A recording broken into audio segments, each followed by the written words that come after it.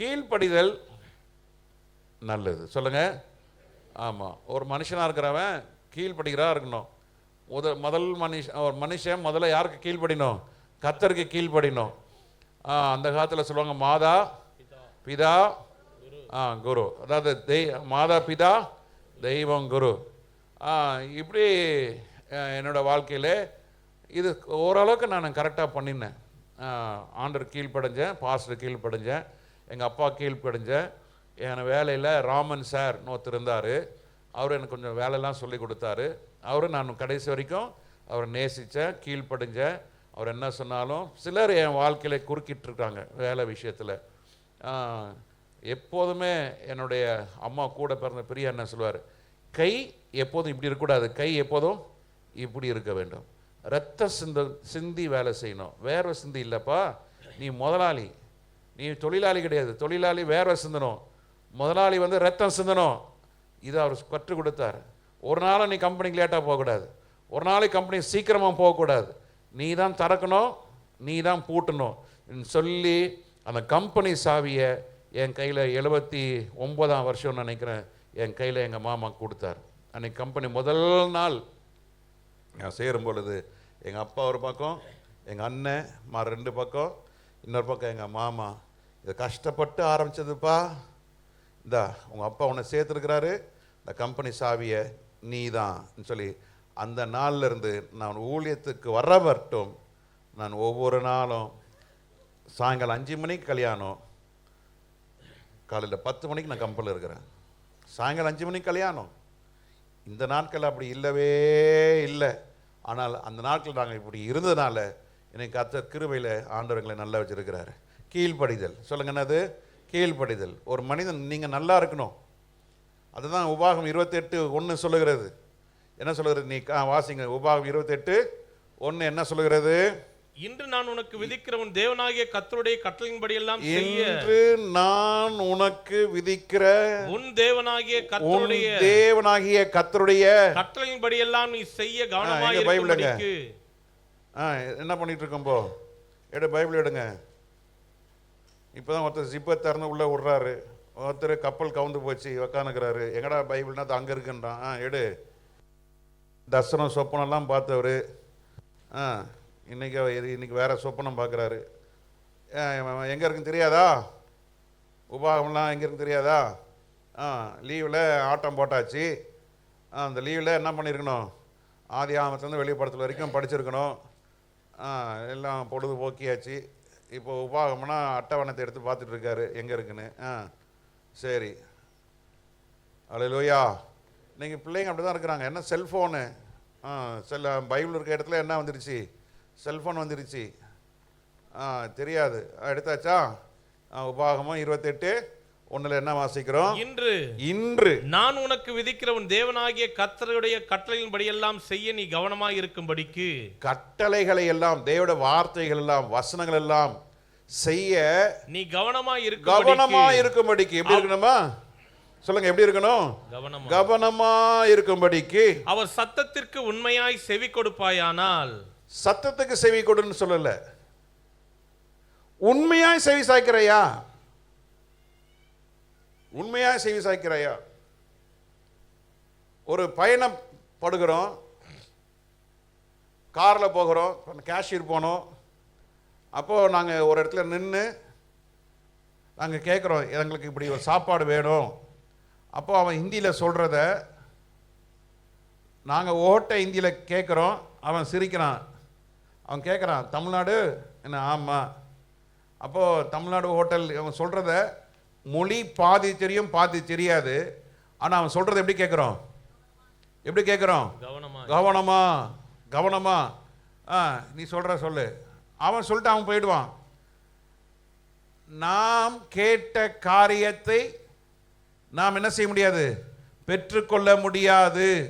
கர்த்தருடைய பிள்ளைகளே, கர்த்தர் பேசும் பொழுது நீங்கள் நித்திரையோடு இருப்பீர்கள் என்றால், நித்திரை மயக்கத்தோடு இங்க அமர்ந்து இருப்பீர்கள் என்றால், பல காரியங்களை சிந்தித்து கொண்டு இருப்பீர்கள் என்றால், கர்த்தருடைய வசனத்தில் வல்லமை இருக்கிறது, கர்த்தருடைய வசனத்தில் ஜீவன் இருக்கிறது, கர்த்தருடைய வசனத்தில் ஆசீர்வாதம் இருக்கிறது. எதையும் பெற்றுக்கொள்ளாமல் வெறுமையாய் நாம் கடந்து போக வேண்டியது இருக்கும். அதனால தான் கர்த்தர் சொல்றாரு, இன்றைக்கு நான் உனக்கு கொடுக்கிற இந்த கட்டளைகளை நீ கவனமாய் கேட்பாயானால், செவி கொடுப்பாயானால், உண்மையாய் செவி கொடுப்பாயானால், உன் தேவனாய் கர்த்தர் பூமியில் உள்ள சகல ஜாதிகளிலும் உன்னை மேன்மையாக வைப்பார். அல்லேலூயா. கர்த்தர் உன்னை மேன்மையாக வைப்பார். பாட 1000 முறை பாடலாம். கர்த்தர் உன்னை மேன்மையாய் உயர்த்துவார். தீர்க்க தரிசனங்கள் வரலாம். ஆனா அவைகள்லாம் சும்மா வராதுங்க. நீ செய்ய வேண்டிய காரியங்கள் என்ன? கர்த்தருடைய கட்டளைகள் எல்லாம் நீ செய்ய முதலாவது உனக்கு மனசு வேணும். கர்த்தருடைய கட்டளைகளை நாம் செய்வதற்கு மனசு வேணும்னா முதல்ல அதை கேட்கணும். கேட்டு அதுதான் நம்ம இதெல்லாம் வாசிக்கிறேன். யாக்கோபுல நான் யோசிக்கிறேன் 1:22 நினைக்கிறேன். அதை வாசிங்க பார்க்கலாம். யாக்கோபு 1:22 வாசிங்க. அல்லாமலும் நீங்கள் உங்களை வஞ்சியாதபடிக்கு திருவசனத்தை கேட்கிறவர்களாக மாத்திரமல்ல செய்கிறவர்களாயும் இருங்கள். அதன்படி செய்கிறவர்களாய் இருங்க. கேளுங்க, அதன்படி செய்யுங்க. கேட்கிறோமா? கவனமாய் கேட்கிறோமா? உண்மையாய் கேட்கிறோமா?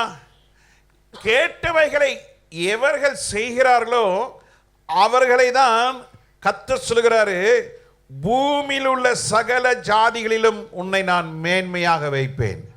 ஹல்லேலூயா, ஹல்லேலூயா. கர்த்தர் பெரிய தேவன். ஆனால் நாம் தேவனுடைய வார்த்தையை செவி கொடுக்காதனால தான் நாம் தேவனை பெரிய காரியங்களை செய்வதை நாம் அனுபவிக்க முடியல. We are seeing God in a minimum way.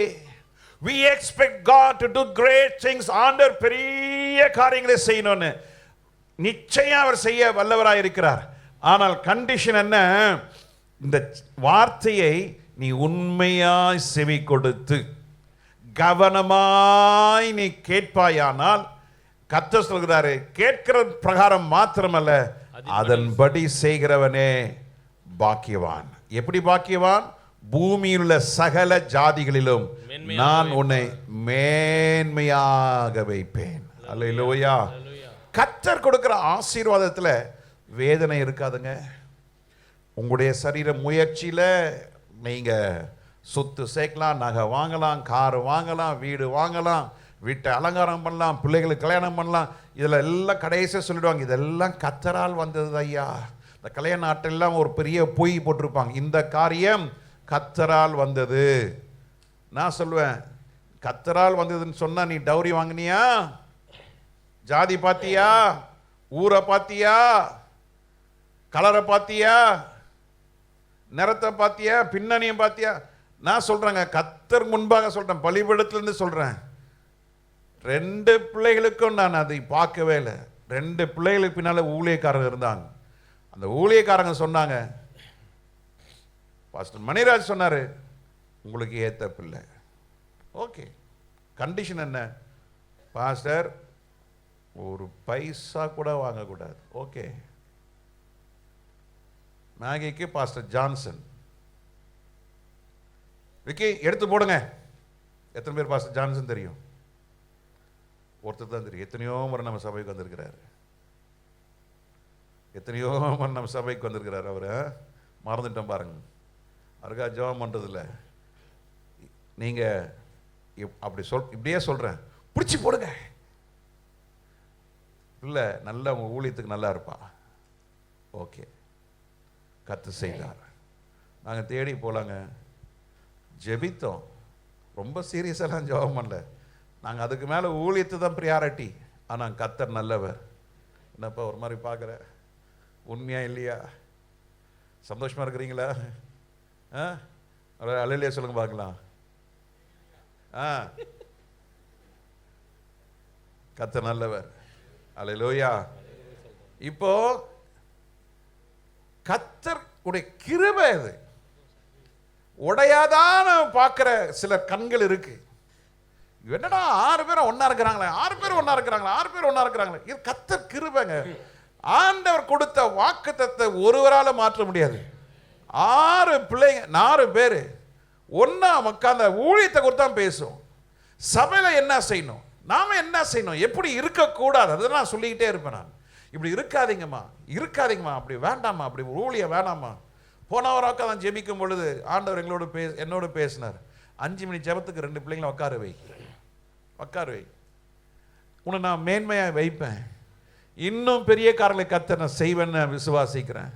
இன்னும் ஊழியத்தில் கர்த்தர் ஏதோ ஒன்று செய்ய போறாருன்னு விசுவாசிக்கிறேன். ஒருவேளை என்ன கர்த்தர் என்னை உட்கார வைக்கிறாரோ, கர்த்தர் என்னை உட்கார வைத்து பிள்ளைகளை எழுப்புறாரோ தெரியல. 46 வருஷம் கடக்க கர்த்தர் உதவி செய்தார். இன்னும் 4 வருஷம் வருகை தாமதிக்குமா, 50 வருஷம். அது ஒரு பெரிய விழா கொண்டு அதெல்லாம் கிடையாது. பிறநாளுக்கு விழா கிடையாது, ஊழிய அழைப்புக்கும் விழா கிடையாது, ஊழிய வந்ததுக்கு விழா கிடையாது, எதுவும் கிடையாது. ஒவ்வொரு நாளும் எனக்கு விழா தான். ஒவ்வொரு நாளும் கர்த்தர் நமக்கு சந்தோஷமான நாள். அல்லேலூயா. நீங்க கீழ்ப்படிங்க. சகல ஜாதிகளிலே காட்டிலும் கர்த்தர் உங்களையும் உங்க பிள்ளைகளையும் மேன்மையாய் வைப்பார். மேன்மையை தேடி போறவர்களுக்கு மேன்மை வராது. பக்கத்து கால சொல்லுங்க, மேன்மையை தேடி போனால் மேன்மை வராது. லூக்கா 11:28 வாசிக்கிறோம். லூக்கா 11:28 வாசிக்கிறோம். அங்கே சில சொல்லுகிறாங்க, அதற்கு அவர் அப்படியானாலும் தேவனுடைய வார்த்தையை கேட்டு அதை காத்துக் கொள்ளுகிறவர்களே அதிக பாக்கியவான்கள் என்றார். கேட்டு அதை காத்துக் கொள்ளுகிறவர்களே அதிக பாக்கியவான். லூக்கா 11:28. அங்கே ஆண்டவராகிய இயேசு கிறிஸ்துவை பெற்றெடுத்த தாய் அங்கே வெளியே நின்று கொண்டிருக்கிறார். அப்போ அந்த தாய் கிட்ட போய் சொல்றாங்க, மரியாள், நீ இப்படிப்பட்ட ஒரு மகனை பெற்றெடுத்தது நீ என்ன பெரிய பாக்கியம்.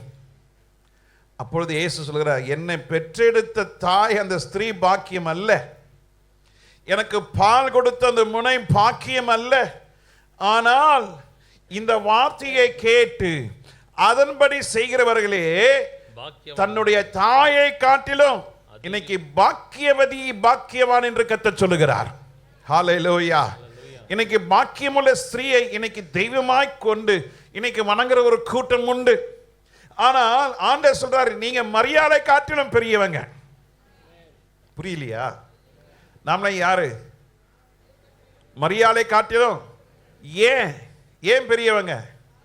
அதாவது 28 சொல்லுது, தேவனுடைய வார்த்தையை கேட்டு அதை காத்துக் கொள்ளுகிறவர்களே, அதை காத்துல விட்டுறக்கூடாதுங்க. இன்னைக்கு 99% பேரு வார்த்தையை கேட்டு காத்துல விட்டுறதுனால தான் நாம் இன்னும் அது அடிமையிலே இருந்து கொண்டிருக்கிறோம். உலகத்துல சக்சஸ், உங்களுடைய அகாடமிக்ல சக்சஸ், உங்களுடைய பர்சனல் லைஃப்ல you may have good decent amount of money. நல்ல ஒரு வீடு இருக்கலாம், நல்ல ஒரு கார் இருக்கலாம், தப்பு இல்லை. ஆனா அதிக பாக்கியவான் எது தெரியுமா? தேவ பிரசனத்தையும் அவர் மகிமையும் விசுவாசத்தையும் தேவ அன்பு சமாதான சந்தோஷத்தை அனுபவிக்கிறதாங்க பெரிய ஐஸ்வர்யவான். ஐஸ்வர்யம் வந்த விதத்தில் ஐஸ்வர்யம் போய்விடும், செல்வம் சென்று கொண்டே இருக்கும், தரித்திரம் தரித்திராது. இந்த தரித்திரத்தை மாற்றக்கூடியது ஒரு மனிதனுக்குள்ள போகிற தேவ வசனம் தான். அந்த தேவ வசனத்தை ஒரு மனிதன், உனக்கு கல்வி அறிவு இருக்கோ, அறிவோ, ஞானமோ, சாதுரியமோ, திறமையோ இல்லாம இருக்கலாம், அழகு இல்லாம இருக்கலாம், சாதுரியம் இல்லாம இருக்கலாம், தள்ளப்பட்ட கல்லா இருக்கலாம். ஆனால் கேட்ட வசனத்தை நீங்கள் பெற்றுக்கொண்டு அதை காத்துக்கொள்ளுங்க, நீங்கள் எல்லாரை காட்டிலும் அதிக பாக்கியவான் என்று கர்த்தர் சொல்லுகிறார். அல்லேலூயா. இயேசுவை பெற்றெடுத்த தாயை காட்டிலும் நீங்கள் ஸ்திரீகளை பார்த்து ஆண்டவர் நீங்க அதிக பாக்கியவான். தகப்பனாகிய யோசேப்பை காட்டிலும் நாம் அதிக பாக்கியவான். ஒரு வசனத்தில் என்ன செய்ய வேண்டும்? என்ன செய்ய வேணும்? விட்டு விடாத. கர்த்தர் கொடுக்கிற கடைசி கால எச்சரிப்பின் சத்தத்தை காத்துக்கொள்ளுங்க, அதை பிடித்துக் கொள்ளுங்க. கர்த்தர் உங்களை மேன்மையாக வைப்பார். யோவான் 14:21 வாசிக்கிறோம். யோவான் 14:21 வாசிக்கிறோம். என் கற்பனைகளை பெற்றுக்கொண்டு அவைகளை கைக்கொள்ளுகிறவனே அன்பாயிருக்கிறான், என்னிடத்தில் அன்பாயிருக்கிறான். அருமையான கர்த்தருடைய பிள்ளைகளே, நாம் தேவனிடத்தில் எப்படி அன்பா இருக்க முடியும்? ஏன் தேவனிடத்தில் அன்பா இருக்கணும்? அவர் அன்புள்ளவர். அன்புள்ள இருதயத்தில் கர்த்தர் வாசமாயிருப்பார். அதுக்கு பெரிய சப்ஜெக்ட். அப்ப தேவனுடைய கற்பனை, தேவனுடைய கட்டளைகளை நாம் பெற்றுக்கொண்டு எப்படி பெற்றுக்கொள்ள முடியும்? கீழ்ப்படுகிறதுனால பெற்றுக்கொள்ள முடியும்.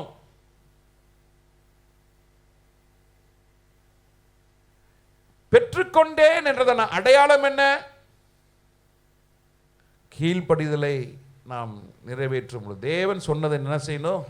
கீழ்ப்படிய வேண்டும். அன்னைக்கு ஒரு வீட்டுக்கு போயிருந்தேன்.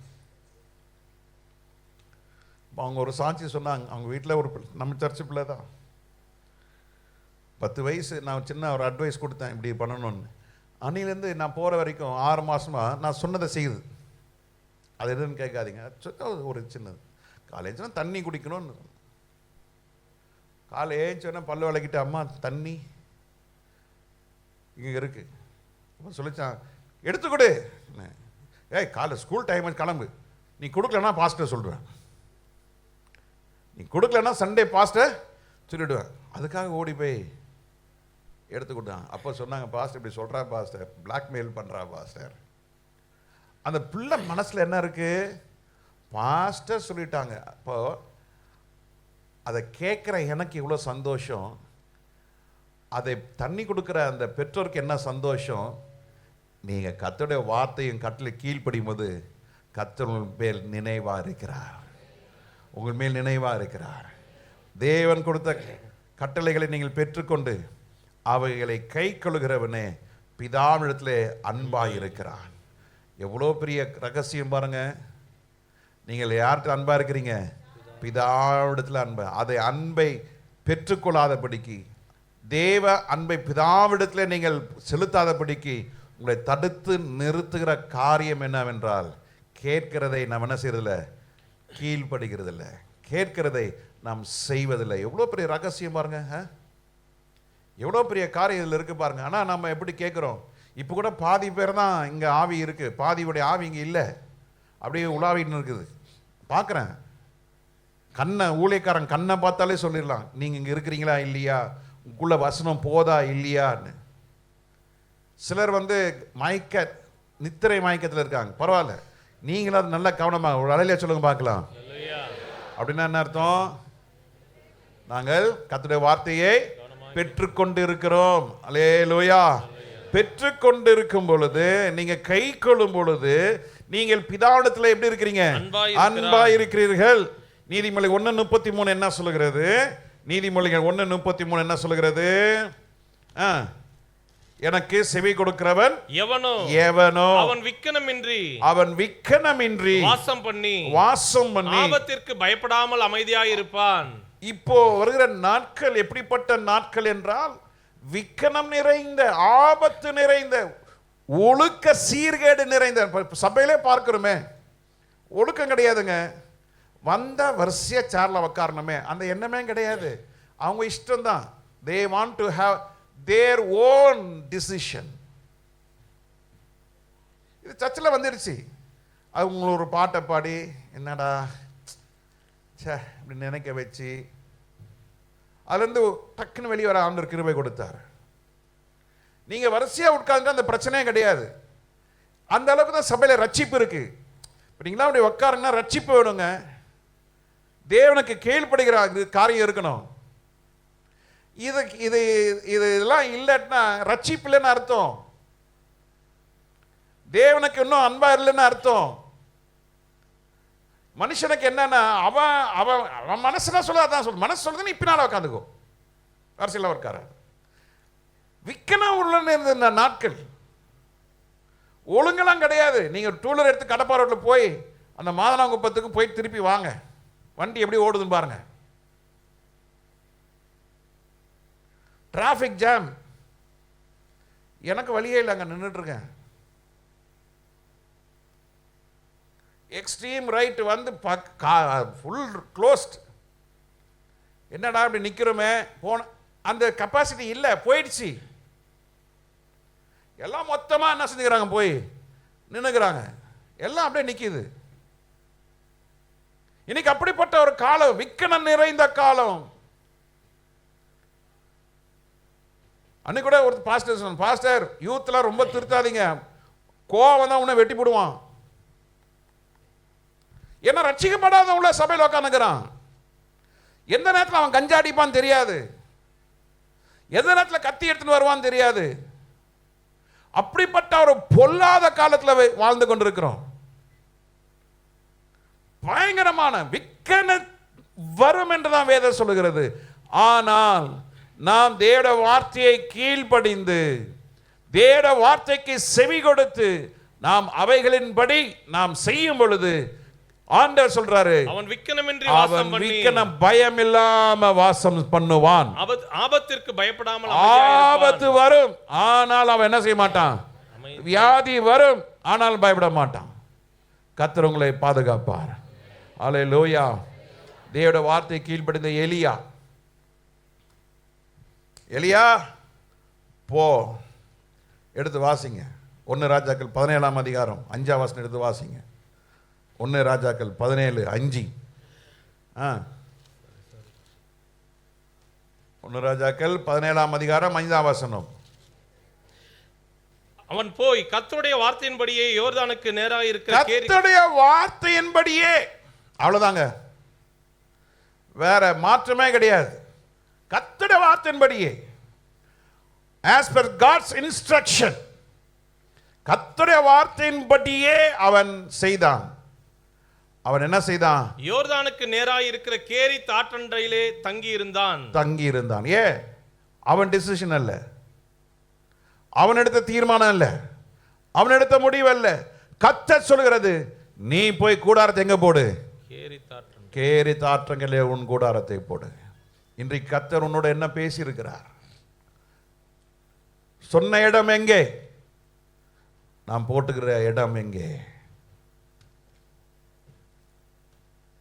மன வாஞ்சை, மன விருப்பம், சுயமா எடுக்கிற முடிவுகள் கர்த்தர் அருவருக்கிறார்.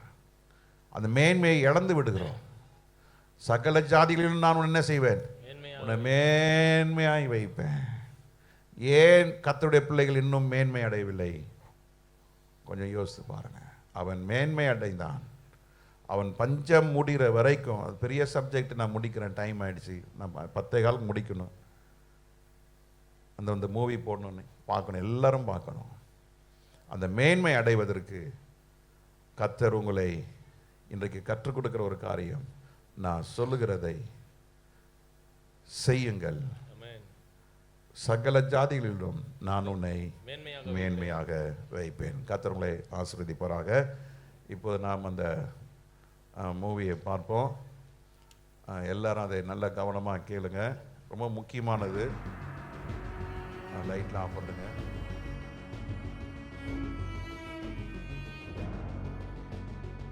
சீக்கிரமாய் வரப்போகிற ராஜாதி ராஜாவாகிய ஆண்டவராகிய இயேசு கிறிஸ்துவின் இனிய நாமத்தில் உங்களுக்கு எங்கள் அன்பின் வாழ்த்துக்கள்.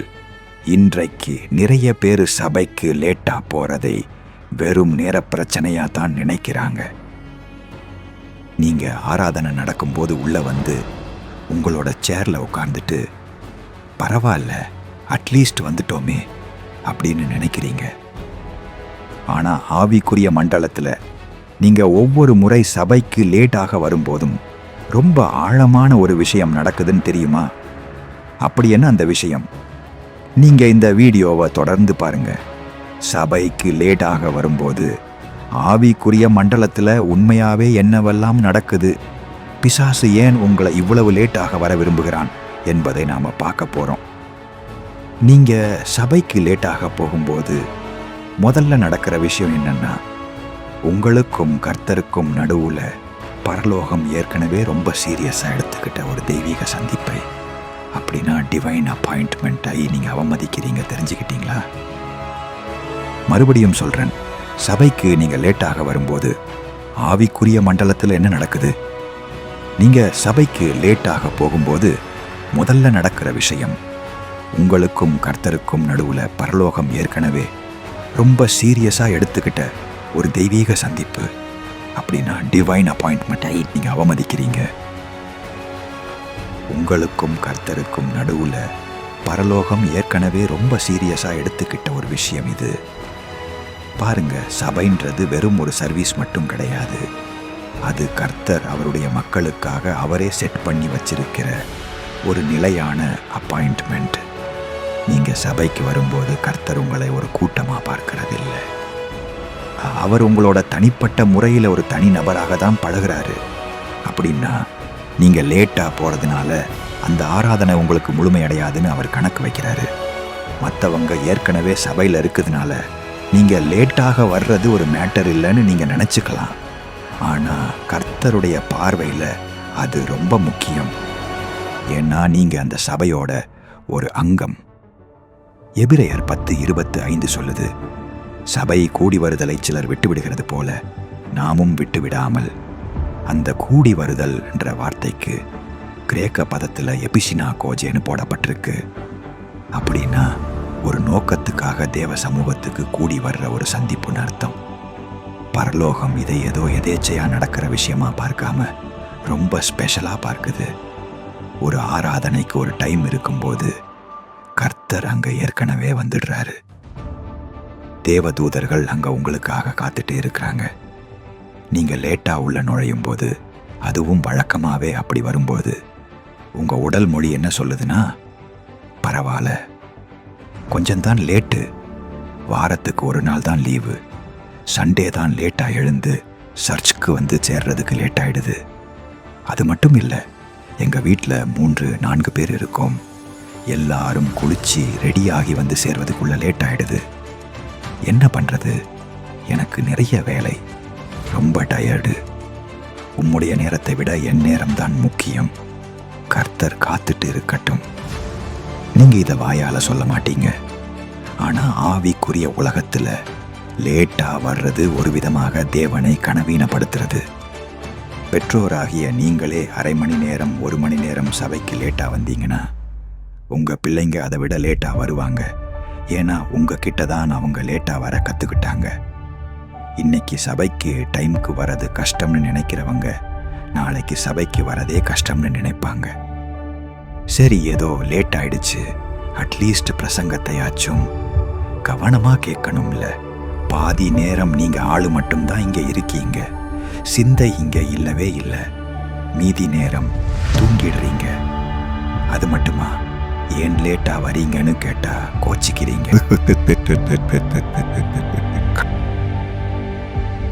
ஒரு அதிகாரி கூட உங்களுக்கு ஒரு முக்கியமான மீட்டிங் இருந்தா, உங்க வாழ்க்கையையே மாற்றக்கூடிய ஒரு ஜாப் இன்டர்வியூ இருந்தா, நீங்க அங்க முன்னாடியே இருப்பீங்க தானே?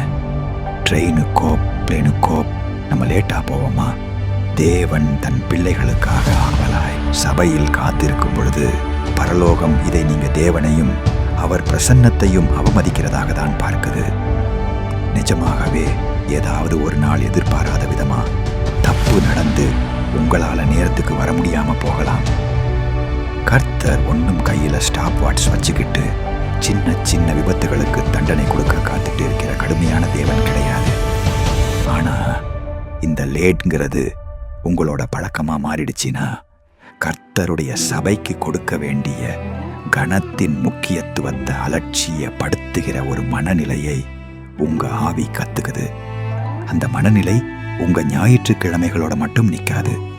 அது உங்க ஜெப வாழ்க்கை, நீங்க தேவனுக்கு கீழ்ப்படுகிற காரியங்கள், அப்புறம் நீங்க எடுக்கிற தினசரி முடிவுகள்னு எல்லாத்துலேயும் பாதிக்கும். ஏன்னா நீங்க அவரோட ஆலயத்தை எப்படி வச்சிருக்கீங்களோ அப்படித்தான் பெரும்பாலும் அவரோட சத்தத்தையும் நீங்க மதிப்பீங்க. உங்க வாழ்க்கையிலும் பெருசா ஒன்றும் சாதிக்க மாட்டீங்க.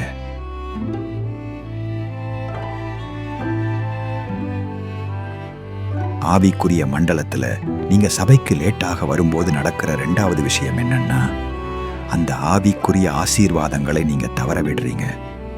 நேரத்துக்கு வந்தவங்களுக்காக ஏற்கனவே சில ஆவிக்குரிய ஆசீர்வாதத்தின் கதவுகள் திறக்கப்பட்ட பிறகு நீங்க வந்து சேர்றீங்க. ஒவ்வொரு ஆராதனையின் பகுதியில், அதாவது ஆரம்ப ஜெபம், பாடல், துதி ஆராதனை, சாட்சி நேரம், பிறந்த நாளுக்கு, கல்யாண நாளுக்கு ஜெபிக்கிற ஜெபம், பாஸ்டர் கொடுக்கிற தேவ செய்தி மற்றும் காணிக்கை செலுத்துதல் போன்ற ஒவ்வொரு பகுதியிலும் ஒரு விதமான ஆவிக்குரிய ஆசீர்வாதங்களும் நிறைவும் தேவன் வச்சிருக்கிறாரு. நிறைய கூட்டங்கள்ல ஆரம்பத்தில் நடக்கிற ஆராதனைங்கிறது வெறும் மியூசிக் கிடையாது. அது ஆவிக்குரிய ஆசீர்வாதத்தின் வாசலை திறக்கும் ஒரு விஷயம். சங்கீதம் 104 சொல்லுது, அவர் வாசல்களில் துதியோடும் அவர் பிரகாரங்களில் புகழ்ச்சியோடும் பிரவேசியுங்கள். இது ஏதோ ஒரு கவிதை கிடையாது, ஆனா இது ஒரு விதிமுறை. நன்றியும் துதியும் தான் நம்ம சில ஆவிக்குரிய ஆசீர்வாதங்களையும் விடுதலையையும் பெற்றுக்கொள்வதற்கான வழி. பெரும்பாலும் ஒரு ஆராதனையுடைய ஆரம்பத்திலேயே, அதாவது ஓப்பனிங் பிரேயர்லேயே உங்க இருதயங்கள் மென்மையாக்கப்படுகிறது, உங்க சூழ்நிலை மாறுது, பாரங்கள் எல்லாம் நீக்கப்படுது. மக்கள் பாரத்தோடும் வியாதியோடும் வராங்க. ஆனா அவங்க ஆராதிக்கும் பொழுது அந்த பாரம், பயம், கவலை, வெறுமை, வியாதி எல்லாமே அப்படியே ஊறுக ஆரம்பிக்குது. பரிசுத்த ஆவியானவர் கிரியை செய்ய ஆரம்பிச்சிட்டாரு. பின்பு பிரசங்கத்தில் அநேக சத்தியங்களை கேட்கும் பொழுது நீங்க விடுதலை அடைவீங்க. சத்தியம். அல்லேலூயா. கர்த்தருடைய பிள்ளைகளே, நீங்கள் சிலுவை சுமப்பீர்கள் என்றால், நீங்கள் சிலுவையை சுமந்து கொண்டிருப்பீர்கள் என்றால், கர்த்தர் ஜெயம் அடைந்தது போல நீங்களும் நானும் நம்முடைய சபையார் ஒவ்வொருவரும் சாத்தானை ஜெயம் எடுப்போம். சத்தியத்தை அறிவீர்கள், சத்தியம் உங்களை விடுதலையாக்கும் என்று நம்முடைய பைபிள் சொல்லுது. சங்கிலிகள் உடையணும்னு நீங்க வசனத்தை கேட்டுக்கிட்டு இருக்கீங்க. ஆராதனையின் முதல் நிமிஷத்திலேயே, அதாவது சர்ச் ஓப்பனிங் பிரேயர்லேயே அந்த சங்கிலிகளும் கட்டுகளும் பலவீனமாகி உடைய ஆரம்பிக்கிற மாதிரி தான் பரிசுத்த ஆவியானவர் வடிவமைச்சிருக்கிறாரு. நேரத்துக்கு வந்து ஓப்பனிங் பிரேயர் பண்ணவங்களோட பாரத்தை ஏற்கனவே பரிசுத்த ஆவியானவர் நீக்கி போட்டார். இப்போ லேட்டா வந்த நீங்க ஆராதனையோட பாதியில வந்து அவசரமா நுழைஞ்சதுனால அந்த பாரத்தை இன்னும் சுமந்துட்டு இருக்கீங்க. நேரத்துக்கு வந்தவங்க தேவன் வச்சிருக்கிற ஆசீர்வாதத்தை பெற்றுக்கொள்ள ஏற்கனவே ஆயத்தமாயிட்டாங்க. அவங்க ஏற்கனவே ஆராதனையில் அழுது கர்த்தரை தேடிட்டாங்க. அவங்க ஏற்கனவே பலத்தை வாங்கிட்டாங்க. பிசாசு அவங்கள லேட்டா வரணும்னு போட்ட திட்டத்தையும் ஜெயிச்சிட்டாங்க. ஆனா நீங்களோ இப்படிதான் பதட்டத்தோடவும் குழப்பமான மனசோடவும் வந்து உட்கார்றீங்க. ஆவிக்குரிய மண்டலத்தில் பிசாசு இதை தான் ரொம்ப விரும்புகிறான். தேவ ஆசீர்வாதத்தின் வாசலை திறக்கிற நேரத்தில் உங்களை சர்ச்சுக்கு லேட்டா வர வச்சு கர்த்தருடைய பிரசன்னத்திலையும் ஆவிக்குரிய நிலையிலும் நீங்க எப்போதும் மற்றவங்களை விட பின்தங்கியே இருப்பீங்கன்னு பிசாசுக்கு நல்லாவே தெரியும். லேட்டாக வரவங்க கர்த்தரோடு கனெக்ட் ஆகிற மாதிரி தெரியும். ஆனா உங்க இருதயத்தை தயார் செய்ய வேண்டிய அந்த ஆரம்ப பகுதியை நீங்க தவிர்த்ததுனால அந்த ஆராதனையில தேவன் உங்களுக்கு வச்சிருக்கிற ஆசீர்வாதத்தை நீங்க பெற முடியாம போயிடும். நீங்க வெறுமையாய் வீடு திரும்புவீங்க. நீங்க தேவ பிரசன்னத்துல எதை மிஸ் பண்றீங்களோ அதுதான் உங்க ஆவிக்குரிய வாழ்க்கையிலே உங்களை துரத்தும். ஆமா, உங்க ஆத்துமா தேவனை நோக்கி கதரும். அப்போ நம்ம சபைக்கு லேட்டா வந்தா ஆத்துமாவுக்கு முழுமையான போஷாக்கு கொடுக்க முடியாம போயிடுது. ஆத்துமா வெறுமையானதுனால பிசாசுக்கு ரொம்ப கொண்டாட்டம். கர்த்தர் உங்களை எப்போ வேணாலும் தொட முடியும். அவர் இரக்கமுள்ளவர் தான். ஆனா துதியும் நன்றியும் ஆரம்பிச்சப்ப நீங்க அங்க இல்லாததுனால நீங்க எதை இழந்தீங்கன்னு உங்களால முழுசா அறிய முடியாது. ஆனா ஆத்துமாவுக்கு நல்லாவே தெரியும். சில பதில்களும் தேவ ஆசீர்வாதமும் நீங்க சீக்கிரம் வரும்போது தான் கிடைக்கும். சில விடுதலைகள் முதல் பாட்டிலேயே இருக்கும். அது முடிவு ஜெபத்துல கூட கிடைக்காது. லேட்டா வராம டைமுக்கு வரதுதான் ஆவிக்குரிய வாழ்க்கையிலே காணப்பட வேண்டிய ரொம்ப முக்கியமான விஷயம்.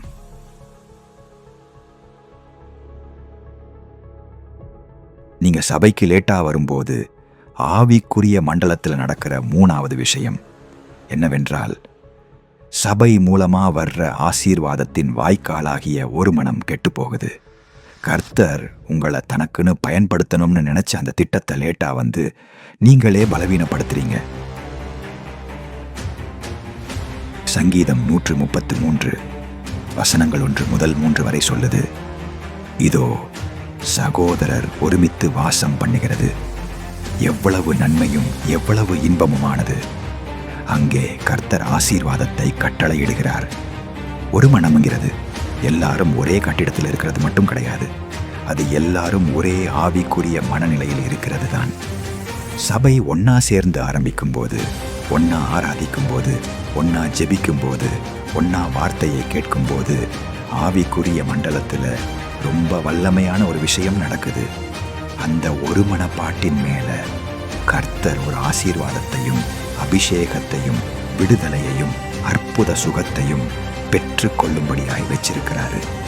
அது மட்டும்தானா, சாத்தானை ஜெயிக்க சொல்ல முடியாத ஒரு வல்லமையையும் நமக்கு கொடுத்திருக்கிறாரு.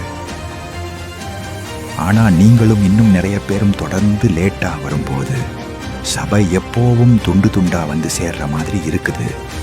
பாதி பேர் ஏற்கனவே வந்துட்டாங்க, பாதி பேர் மெதுவா உள்ள வந்துட்டு இருக்காங்க. குழந்தைங்க அங்கும் இங்கும் ஓடிட்டு இருக்காங்க. வாலண்டியர்ஸ் கவனமும் சிதறுது. பாஸ்டருடைய மனசும் பாதிக்கப்படுது. சபைக்குள்ள வேணா ஆட்கள் நிறைஞ்சிருக்கலாம், ஆனா லேட்டா வரதுனால பலருடைய கவனம் சிதறுவதால முழுமையாக தேவ பிரசன்னத்தை அனுபவிக்க முடியாம போகுது. லேட்டா வர்றவங்களுக்கு இடம் கொடுக்கறதுக்காக அந்த ஆவிக்குரிய ஓர்மனதை திரும்ப திரும்ப ரீசெட் பண்ண வேண்டியிருக்கு. சபையில ஒரு பெரிய பலமான அலையாக கிளம்ப வேண்டிய தேவனுடைய மகிமை சின்ன சின்ன இடைஞ்சலால வெறும் சிற்றலைகளா மாறிடுது. ஆவிக்குரிய ரீதியில ஒரே இருதயம், ஒரே ஆத்துமாங்கிற தருணத்தை இது பலவீனப்படுத்துது. இது எப்படின்னா, ஒரு ஓட்ட பந்தயத்துல ஓட ஆரம்பிக்கும் போது மக்கள் குறுக்கே நடந்து வந்து இடைஞ்சல் பண்ற மாதிரி இருக்கு. 1 கொரிந்தியர் 14:40 சகலமும் நல்லொழுக்கமாயும் கிரமமாயும் செய்யப்பட கடவது என்று நம்முடைய பைபிள் சொல்லுது. அந்த வார்த்தைக்கு கிரேக்கத்தில் டாக்ஸிஸ்னு பேரு. அப்படின்னா ஒரு இராணுவ வீரன் அணிவகுப்புக்கு முன்கூட்டியே தயார் நிலையில் நிற்கிறது தான் ஒழுங்குன்னு அர்த்தம். நீங்க லேட்டா வரும்போது நீங்க அந்த அணிவகுப்புல இல்லை. இராணுவ வீரர்கள் ஏற்கனவே அணிவகுப்புக்கு தயார் நிலைக்கு வந்தாச்சு. லேட்டா வந்த நீங்க அப்பதான் உங்க ஷூ சாக்ஸ் போட ஆரம்பிக்கிறீங்க, எல்லாம் போட்டு முடிச்சிட்டு வரீங்க. அணிவகுப்பு ஆரம்பிச்சு போயிட்டு இருக்கு. உள்ள நுழைய முடியுமா? அது போலதான் லேட்டா வரவங்கள சபையின் ஒருமனப்பாட்டை கெடுக்க பிசாசு அவர்களை பயன்படுத்தி அவன் சபையை இப்படி ஒழுங்கில்லாம வைக்க பார்க்கிறான். நீங்க லேட்டா வர்றது ஒரு சின்ன விஷயம் மாதிரி உங்களுக்கு தெரியலாம், ஆனா ஆவிக்குரிய மண்டலத்துல ஆவிக்குரிய இராணுவம் இன்னும் முழுசா அணிவகு கலங்கிறதுக்கு அது ஒரு அடையாளம். அதுபோல எங்கெல்லாம் அணிவகுப்பு உடையதோ அங்கெல்லாம் பிசாசுடைய தாக்கமும் பலவீனமும் இருக்கும். இந்த உண்மை தெரியாம இருக்கிறதுனால தான் சபைக்கு சீக்கிரமா வர முடியாம நம்ம லேட்டா வந்துட்டு இருக்கோம். இனிமேல் ஒரு இராணுவ அணிவகுப்புல நானும் ஒருவனா இருந்து பிசாசை தோக்கடிச்சு தேவ பலத்தையும் அபிஷேகத்தையும் ஆசீர்வாதத்தையும் பெற்றுட்டு மன நிறைவா வீட்டுக்கு போவேன்.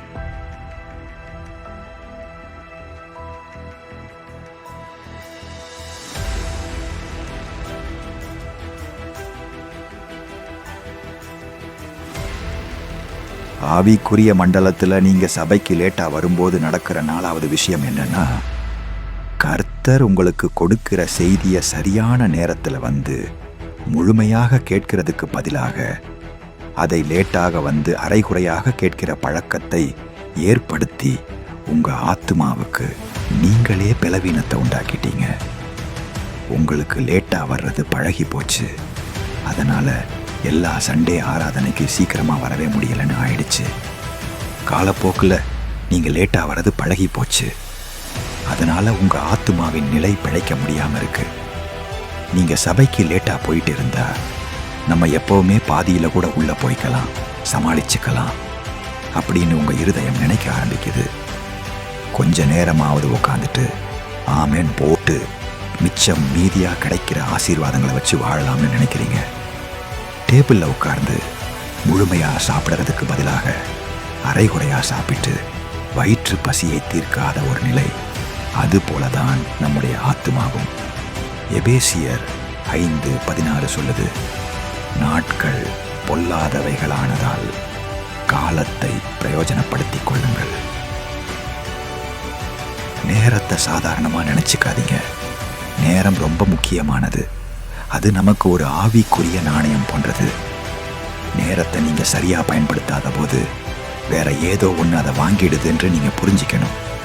நீங்க சபைக்கு ஒழுங்கா போகிறது பிசாசுக்கு ஒன்றும் பெரிய ப்ராப்ளம் இல்லை. ஆனா நீங்க ஆரம்ப ஜெபத்துக்கே போகிறது தான் அவனுக்கு பெரிய ப்ராப்ளம். ரொம்ப முக்கியமான நேரங்களில் நீங்கள் அங்கே இல்லாமல் இருந்தால் அவனுக்கு போதும். நீங்கள் லேட்டாக சபைக்கு போகிற பழக்கம் ஆவிக்குரிய மண்டலத்தில் பிசாசுக்கு ரொம்ப கொண்டாட்டம். அதனால் எப்போவுமே லேட்டாக வர்றது உங்களுக்கு பழக்கமாயிடுச்சு. அப்பாடா, எப்படியோ சபைக்கு போயிட்டேன், கிட்டத்தட்ட பாட்டு முடியறதுக்குள்ளே போயிட்டேன், கிட்டத்தட்ட ஆராதனை முடியறதுக்குள்ளே போயிட்டேன், கிட்டத்தட்ட பிரசங்கத்துக்கு போயிட்டேன். கடைசியில் அந்த கிட்டத்தட்ட என்ற நிலை உங்கள் தனிப்பட்ட வாழ்க்கையிலே பெரிய தாக்கத்தை ஏற்படுத்தும். கிட்டத்தட்ட கீழ்ப்படிஞ்சேன், கிட்டத்தட்ட முழுமையா மனம் திரும்பினேன், கிட்டத்தட்ட முழுமையா ஒப்பு கொடுத்தேன், கிட்டத்தட்ட தேவனுடைய அழைப்புக்குள்ள நுழைஞ்சிட்டேன் என்று சொல்லுகிறவங்க ஆவிக்குரிய வாழ்க்கையிலே தேவனுக்காக எதையும் செய்ய முடியாத நிலைக்கு தள்ளப்படுவாங்க. இப்ப அவங்க ஆண்டவருடைய வருகையில போக முடியுமா என்பது கேள்விதான். தேவனுடைய ஆலயத்துக்கு நீங்க தொடர்ந்து லேட்டா வந்தீங்கன்னா தேவனுடைய சித்தமும் ஆசீர்வாதமும் நீங்க லேட்டா தான் பெறுவீங்க. மனுஷன் எதை விதைக்கிறானோ அதையே தான் அறுப்பான். இது ஒரு ஞாயிற்றுக்கிழமையை பத்தின விஷயம் மட்டும் கிடையாது. திரும்ப திரும்ப வர்ற ஞாயிற்றுக்கிழமைகள் தோறும் உங்க ஆத்மாவுக்கு சபை மூலமா எதை கொடுக்குறீங்கன்றது தான் விஷயம். ஒரு நாள் நீங்க கர்த்தருக்கு முன்னால நிற்கும்போது அவர் உங்களுக்குள்ள எதையெல்லாம் உருவாக்க சித்தமாயிருந்தாரோ அதெல்லாம் உருவாகாமலே போயிடுச்சு. இதற்கு காரணம் ஆண்டவர் இல்லை, ஆனா அவரோட பிரசன்னத்துக்குள்ள எப்போவும் லேட்டா பாதியில வந்து சேர்ந்த நீங்க தான் காரணம்ன்றது அப்பொழுது உணருவீங்க.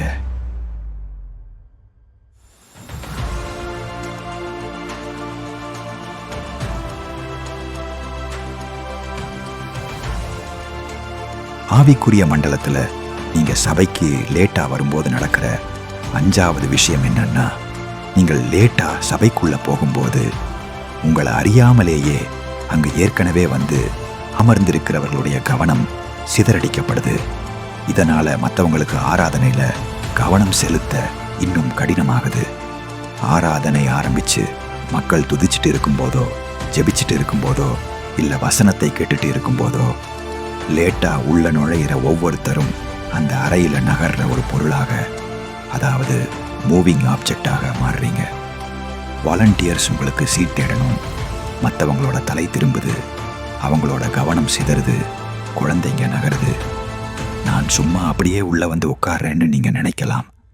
ஆனா அங்க கவனமும் ஒரு மனமும் இருக்கிற அந்த சூழ்நிலையில லேட்டா வர்றதால அங்க பாதிப்பும் சலசலப்பும் ஏற்படுது. பரிசுத்த ஆவியானவருக்கு இது தெரியும். அதனாலதான் மார்க் 5வது அதிகாரத்துல யவீருவின் மகளை உயிரோட எழுப்ப போறப்ப அவர் எல்லாரையும் வெளியே போக சொன்னாரு. அவர் ஒன்னும் சும்மா அப்படி சொல்லல. அங்க இருக்கிற ஆவிக்குரிய சூழ்நிலையை அவர் பாதுகாத்தாரு. அப்போஸ்தலர் 2வது அதிகாரத்துல பரிசுத்த ஆவியானவர் இறங்கின போது அங்க இருந்த 120 பேர் முன்னாடியே ஒரே இடத்துல ஒருமனப்பட்டு இருந்தாங்க. அதுபோல நாமும் சபை ஆராதனைக்கு முன்கூட்டியே வந்து பரிசுத்த ஆவியானவருக்கு காத்திருக்க வேண்டும்னு இந்த சம்பவம் நினைப்பூட்டுது.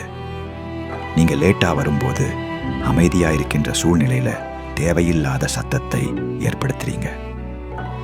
மக்களுடைய கண்களை புல்பேட்ல இருந்து கதவை நோக்கி திரும்ப வைக்கிறீங்க. இதனால பாஸ்டருடைய மனநிலையும் கவனமும் பாதிக்கப்படுது. இதிலே ஆராதனை குழுவினரும் பாதிக்கப்படுகிறார்கள். ஜனங்கள் கர்த்தரோட இணைவதிலே நீங்க சிரமத்தை உண்டாக்குறீங்க. சபை முழுக்க மக்கள் நிறைஞ்சிருந்தாலும் அவங்க கவனம் சிதறி இருக்கிறத பிசாசு ரொம்ப ரொம்ப விரும்புறான். லேட்டா வர்றது உங்களோட ஆசீர்வாதத்தை மட்டும் திருடல, நேரத்துக்கு வந்த மற்றவங்களோட ஆசீர்வாதத்தையும் கெடுக்குது. மறுபடியும் சொல்றேன், இது உங்களை குற்றப்படுத்துறதுக்காக இல்லை, ஆனா உங்களை விழிப்படைய செய்யறதுக்காகத்தான். ஆவிக்குரிய மண்டலத்துல எப்போதுமே ஒரு போர் நடந்துட்டே இருக்கு. எதுக்குன்னா உங்களுடைய கவனத்தை குலைச்சு ஆவியில் அனல் இல்லாம ஆக்கி ஆத்துமாவை வெறுமையாக்கி வருகையிலே நீங்க கைவிடப்படணும்னு தான் பிசாசுடைய மகா பெரிய திட்டம். அந்த ஒரு மனத்தை தான் நாம் ஆராதனைக்குரிய தேவன் எதிர்பார்க்கிறாரு. ஆனா ஒரு மனதை சீர்குலைக்கிறது தான் பிசாசினுடைய தந்திரமான திட்டம். இந்த விஷயத்தை விசுவாசியாகிய நாம் அறிந்து பொல்லாத ஆவிக்குரிய மண்டலத்தில் நாம் போர் செய்து ஜெயமெடுத்து பாஸ்டருக்கு ஒத்துழைத்து நேரத்துக்கு வந்து உங்களுடைய உண்மைத்தன்மையை கர்த்தருக்கு முன்பாகவும் மற்ற சபை விசுவாசிகளுக்கு மாதிரியாய் இருந்து தடைகளிலே ஜெயம் பெறுங்கள். தேவன் மேல் உள்ள உங்கள் அன்பை காட்டுங்கள். சரி, இப்போ இதையெல்லாம் வச்சு நீங்க என்ன செய்யணும்? தவிர்க்க முடியாத சூழ்நிலைகள்ல குழந்தையால லேட்டு, அவங்களால லேட்டு, இவங்களால லேட்டுன்னு சொல்லாதீங்க. ஏற்கனவே ஆண்டவர் உங்களுக்கு வச்சிருக்கிற ஆவிக்குரிய ஆசீர்வாதத்தை பெற்றுக்கொள்ளுங்க. பரிசுத்தமாகுங்க. ஏசப்பா வருகையில நம்ம போயிடலாம். அவர் இரக்கமுள்ளவர்தான். நீங்கள் இன்னும் உயர்ந்த நிலைக்கு வரும்படி பரலோகம் உங்களை அழைக்கிறது. தாமதமாக வருவது உங்களுடைய வழக்கமாக விட்டது. ஆனால் நீங்கள் இதை மிக எளிமையாக ஜெயிக்கலாம். ஆண்டவரே, நான் சபைக்கு நேரத்துக்கு வந்து உம்மை கனப்படுத்துவேன் என்று உங்கள் உள்ளத்தில் தீர்மானம் செய்யுங்கள். முன்னதாகவே தயாராகுங்கள். சனிக்கிழமைகளில் சீக்கிரமாக தூங்க செல்லுங்கள். முந்தின நாள் இரவே உங்கள் ஆடைகளை எடுத்து வையுங்கள். போதுமான இடைவெளி இருக்கும்படி அலாரம் வையுங்கள். கடைசி நிமிடத்தில் கிளம்பாமல் ஆராதனை ஆரம்பிக்கும் போது செல்வதற்கு பதில் ஆரம்பிப்பதற்கு முன்பே அங்கிருக்க முயற்சி செய்யுங்கள். கர்த்தரிடம் உண்மையாக பேசுங்கள். ஆண்டவரே, உம்முடைய ஆலயத்தை அலட்சியமாக நடத்தியதற்காக என்னை மன்னியும்.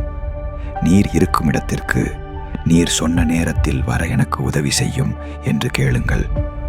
பரிசுத்த ஆவியானவர் உங்களை குற்றப்படுத்த மாட்டார். மாறாக உங்களுக்கு நிச்சயமாக உதவி செய்வார். நீங்கள் தவறவிட்ட ஆசீர்வாதங்களை எல்லாம் உங்களுக்கு தருவதற்காக நீங்கள் சரியான நேரத்திற்கு சபைக்குள்ளிருக்க வேண்டும் என்று தேவன் விரும்புகிறார். இதை நினைவில் கொள்ளுங்கள். எல்லாவற்றையும் உங்களால் கட்டுப்படுத்த முடியாது.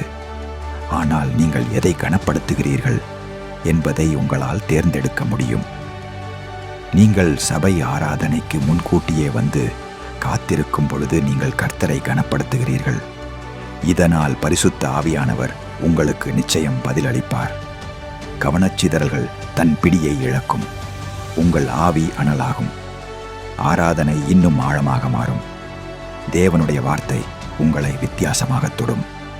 ஆவிக்குரிய ஜீவியத்தில் வளர்ச்சியும் பலனையும் பெற்றுக்கொள்வீர்கள். பாதியில் வந்து சேருவதை நிறுத்திவிட்டு ஆரம்பத்திலேயே நீங்கள் கர்த்தரை சந்திக்க தொடங்குவீர்கள். கடைசியாக ஒரு நாள் நீங்கள் திரும்பி பார்க்கும்போது நேரத்துக்கு வரணும்னு நீங்க எடுத்த அந்த சின்ன நல்ல முடிவு கர்த்தருடனான உங்களுடைய உறவுல ஒரு பெரிய மாற்றத்தை ஏற்படுத்தி இருக்கிறதை நீங்க நல்லாவே உணர்வீங்க.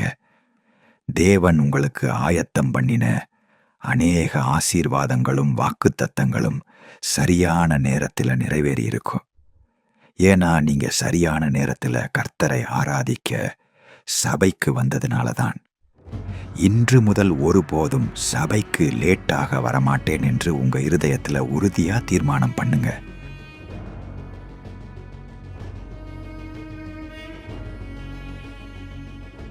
இறுதியாக லேட்டா வரதுனால ஆவிக்குரிய மண்டலத்தில் நடக்கிற இந்த 5 விஷயத்தையும் பார்த்துடலாமா? நீங்க சபைக்கு லேட்டாக போகும்போது முதல்ல நடக்கிற விஷயம், உங்களுக்கும் கர்த்தருக்கும் நடுவுல பரலோகம் ஏற்கனவே ரொம்ப சீரியஸா எடுத்துக்கிட்ட ஒரு தெய்வீக சந்திப்பை நீங்க அவமதிக்கிறீங்க. இனிமேல் ஒருபோதும் அவமதிக்காதீங்க, சரியா? 2வது விஷயம் என்னன்னா, ஆவிக்குரிய மண்டலத்தில் நீங்க சபைக்கு லேட்டாக வரும்போது உங்க ஆவிக்குரிய ஆசீர்வாதங்களை நீங்க தவற விடுறீங்க. இனிமேல் ஒருபோதும் தவற விடாதீங்க. நீங்க சபைக்கு லேட்டா வரும்போது ஆவிக்குரிய மண்டலத்தில் நடக்கிற 3வது விஷயம் என்னன்னா, சபை மூலமா வர்ற ஆசீர்வாதத்தின் வாய்க்காலாகிய ஒரு மனம் லேட்டா வரதுனால கெட்டுப்போகுது. 4வது விஷயம் என்னன்னா, நீங்க சபைக்கு லேட்டா வரும்போது கர்த்தர் உங்களுக்கு கொடுக்கிற செய்தியை சரியான நேரத்தில் வந்து முழுமையாக கேட்கிறதுக்கு பதிலாக அதை லேட்டாக வந்து அரைகுறையாக கேட்கிற பழக்கத்தை ஏற்படுத்தி உங்க ஆத்துமாவுக்கு நீங்களே பலவீனத்தை உண்டாக்குறீங்க. இதனால நீங்க சீக்கிரமா வந்து கர்த்தருடைய வார்த்தையால உங்க ஆத்துமாவுக்கு நல்ல போஷாக்கு கொடுத்து ஆத்துமாவை வாழ வைங்க. அப்பொழுது நீங்க எல்லாவற்றிலும் வாழ்ந்து சுகமாயிருப்பீங்க. ஓகேவா? கடைசியா 5வது விஷயம் என்னன்னா, நீங்க லேட்டா சபைக்குள்ள போகும்போது உங்களை அறியாமலேயே அங்க ஏற்கனவே வந்து அமர்ந்திருக்கிறவர்களுடைய கவனத்தை சிதறடிக்க வச்சீங்க. இனிமேல் இப்படி லேட்டா வந்து அநேகருடைய கவனத்தை சிதறடிக்க செய்யாம உங்களை ஒப்பு கொடுங்க. ஏசப்பா ரொம்ப சீக்கிரமா வர இருக்கிறதுனால சபைக்கு லேட்டா வர பழக்கத்தை விட்டுட்டு சீக்கிரமா சபை ஆராதனைக்கு வந்து அவருடைய வருகையில நம்ம போயிடலாம். நல்ல தீர்மானம் எடுத்து சபை ஊழியத்தில் நீங்க பங்கு பெற்று ஆண்டவராகிய இயேசு கிறிஸ்துவினுடைய நாமத்தை மகிமைப்படுத்துங்க. உங்களால தேவனுடைய ராஜ்யம் கட்டப்படட்டும். ஆமேன், ஆமேன், ஆமேன். தாழ்மையாயிருங்கள், உண்மையாயிருங்கள், பரிசுத்தமாயிருங்கள். கர்த்தருடைய வருகைக்கு எப்பொழுதும் ஆயத்தமாயிருங்கள். ஆமேன். ஹல்லேலூயா. எல்லாரும் நம்ம எழுப்பி நின்று நல்ல தீர்மானங்கள் எடுப்போம். இந்த சத்தியம் என்னுடைய மனதிலே ஆண்டவர் கொடுத்திருக்கிற காரியத்தை இன்றைக்கு நாம் இந்த படக்காட்சி மூலமாக பார்த்தோம். 5 காரியங்கள் நடக்கிறது. நாம் லேட்டாக வரும்பொழுது தேவனோடு உள்ள அந்த டிவைன் அப்பாயின்மெண்ட், அந்த தெய்வீக சந்திப்பை நாம் இழந்து விடுகிறோம். 2வது, லேட்டாக வரும்பொழுது என்ன நடக்கிறது? ஆவிக்குரிய ஆசீர்வாதங்கள், எபேசியரில் வாசிக்கிறோம், அந்த ஆவிக்குரிய ஆசீர்வாதங்களை நாம் சீர்குலைத்து விடுகிறோம். 3வது காரியம், கவனங்கள் என்ன செய்யப்படுகிறது? சிதறடிக்கப்படுகிறது. 4வது காரியம் என்ன உண்டாகிறது? செய்தியை நாம முழுமையாக கேட்கப்பட முடியல. 5வது காரியம் என்ன செய்யப்படுகிறது? மற்றவர்களுடைய கவனங்கள் என்ன செய்யப்படுகிறது? இது பாருங்க, இந்த வீடியோவில் எவ்வளோ டிஸ்டர்பன்ஸ் பாருங்க, என்னன்னே தெரியாது. பல முறை நாங்கள் போட்டு பார்த்தோங்க, எல்லாம் கரெக்டாக இருந்தது, ஆடியோ எல்லாம் நல்லா இருந்தது, மியூசிக் சத்தம் கொஞ்சம் அதிகமாக இருந்தது. இது இப்படி தான் பல போராட்டங்கள். ஒரு நல்ல ஒரு தெய்வ மகிமையை பெற்றுக்கொள்ளாதபடிக்கு இன்னைக்கு நம்ம அதுக்கு உடைச்சி ஜெபம் பண்ணுவோம். எல்லாம் கரத்தை உயர்த்தி எல்லாம் ஜெபம் பண்ணுவோம். ஒரு பெரிய அதிகாரியை நம்ம போய் பார்க்கணுன்னா, சந்திக்கணுன்னா முன்கூட்டியே போய் அமர்ந்து விடுகிறோம், நேரத்துக்கு போய் விடுகிறோம், லேட்டாக போகிறதில்ல. ஆனால் சபைக்கு மாத்திரம் நம்ம லேட்டாக வரோம். கொஞ்சம் ஏன்னு நினச்சி பாருங்கள். இதுதான் பிசாசுடைய தந்திரம். அதை உடைக்கும்படியாக ஜெபம் பண்ணுவோம். எல்லாம் ஜெபம் பண்ணுங்க, ஒப்பு கொடுத்து ஜெபம் பண்ணுங்க. ஆண்டவரே ஏசப்பா, நான் காத்திருக்கணும், ஆண்டவருக்காக நான் காத்திருக்கணும். நீ எப்போ வருவீங்கன்னு ஆண்டவர் காத்திருக்க கூடாது. ஆண்டவரே, அந்த மனநிலை மாறட்டும். ஆண்டவரே, அடுத்த வாரத்திலிருந்து தேவ சமூகத்துக்கு, தேவ பிரசனத்திற்கு நான் எப்பொழுதும் வந்து நான் காத்திருப்பேன் என்ற சங்கீதக்காரன் சொல்லுகிறது போல நான் வந்து காத்திருப்பேன். எத்தனை பேர் ஒப்பு கொடுக்குறீங்க? எத்தனை பேர் தீர்மானம் எடுக்கிறீங்க? ஆண்டவர்கிட்ட சொல்லுங்க, ஆண்டவரே தகப்பனே, எனக்கு கிருபை தாங்க, எனக்கு உதவி செய்யுங்க. ஆண்டவர் உங்களுக்கு உதவி செய்ய வல்லவராக இருக்கிறார். நிச்சயம் உங்களுக்கு உதவி செய்வார். ஹல்லேலூயா. எல்லாம் கரத்தை உயர்த்தி ஜெபம் பண்ணுங்க. ஆண்டவரே, நான் மற்றவர்களுக்கு நான் டிஸ்டர்பன்ஸாக இருக்கக்கூடாது. ஆண்டவரே, மற்றவருடைய எண்ணங்கள் சிதறடிக்க கூடாது. கர்த்தருடைய வார்த்தை முழுமையாய் கேட்கணும். இன்னைக்கு நம்ம ஆண்டவருடைய வார்த்தையை கேட்டோம். கீழ்ப்படிதல். ஆண்டவருடைய வார்த்தைக்கு கீழ்ப்படியும் பொழுது, போதகருடைய வார்த்தை கீழ்ப்படியும் பொழுது, போதகருக்கு மனசு எப்படி சந்தோஷமா இருக்கோ, என் பிள்ளைகள் கர்த்தருக்குள் கீழ்ப்படுகிறார்கள் என்ற அந்த சந்தோஷத்தை காட்டிலும் வேற எந்த ஒரு பெரிய சந்தோஷம் ஒரு ஊழியக்காரனுக்கு இல்லவே இல்லை. நீங்க ஆண்டவருடைய வார்த்தைக்கு கீழ்ப்படியும் பொழுது ஆண்டவர் உங்கள் மேல் பிரியமாய் இருக்கிறார். ஆண்டவர் உங்கள் மேல் நிச்சயம் கண்ணை வைத்து ஆலோசனை கொடுப்பார். ஆண்டவர் எல்லா ஜாதிகளிலும் உங்களை மேன்மையாய் வைப்பார்.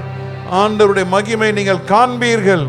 தேவனுடைய கரம், அற்புத கரம் உங்கள் வாழ்க்கையிலே அதிசயங்களை கர்த்தர் செய்ய வல்லவராய் இருக்கிறார். ஆண்டவர் பெரிய காரணை செய்வாராக. உங்களை தாழ்த்தி ஒப்பு கொடுக்கிறோம். இயேசுவின் நாமத்தில் ஜெபிக்கிறோம் எங்கள் ஜீவனில் நல்ல பிதாவே. ஆமேன், ஆமேன், ஆமேன். ஆண்டவர்கள் ஆஸ்வதிப்பாராக.